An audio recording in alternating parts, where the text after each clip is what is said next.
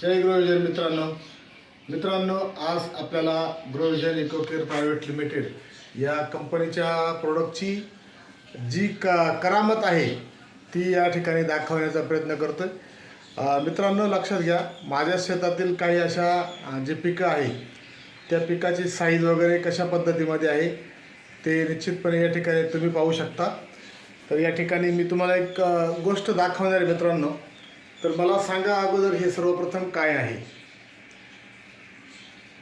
तर निश्चितपणे मित्रांनो मी सांगू शकतो या ठिकाणी की माझ्या हातामध्ये हे पपई आहे, पपईचं फळ आहे आणि हे फळ साधारणतः 3.5 ते 4 किलोपर्यंत हे फळ आहे आणि खूप चांगला या ठिकाणी जे आहे त्याचा आपल्याला साईज वगैरे बघायला भेटते। खूपच जबरदस्त फळ आहे मित्रांनो हे।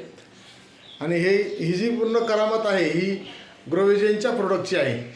निश्चितपणे मला वाटतं तुम्हाला हे जे आहे पपईचं फळ जे आहे हे तुम्हाला बघून आवडलं असेल। तसंच मित्रांनो या ठिकाणी मी तुम्हाला दुसरं जे फळ दाखवतो। ॲक्च्युली ह्यासाठी मित्रांनो खूप उशीर झाला, कारण बऱ्याचदा वेळ न भेटल्यामुळं हा व्हिडिओ मी तयार केला नाही। तर मित्रांनो आपल्या शेतामधील आपल्या भाजीतलं जे पीक असतं, बऱ्याचदा आमच्या भागामध्ये त्याला डांगर म्हणतात, वेगवेगळ्या ठिकाणी काय म्हणताय मला माहीत नाही, परंतु ज्याला आपण कद्दू पण म्हणतो, हिंदी भाषेमध्ये कद्दू वगैरे असं बोलत आहे।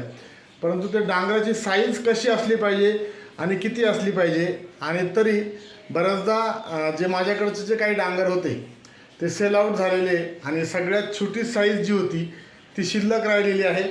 तर ती छोटी साईज किती मोठी आहे हा दाखवण्याचा एक उद्देश मी तुम्हाला या ठिकाणी करतो।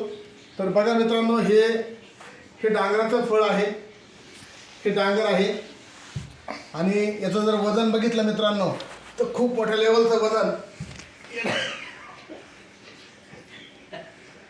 डांगराच्या फळाचं आहे। बघा या ठिकाणी मित्रांनो ही जी करामत आहे ही फक्त आणि फक्त ग्रोविजनच करू शकते। खूप जड आहे मित्रांनो।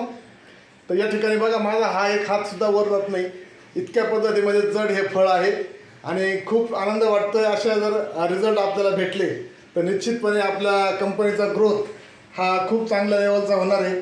तर मित्रांनो निश्चित ही व्हिडिओ तुम्हाला आवडली असेल, आवडल्यास 100% लाईक करा, सबस्क्राईब करा आणि निश्चितपणे इतरांना शेअर करा। थँक्यू। जय ग्रोविजन।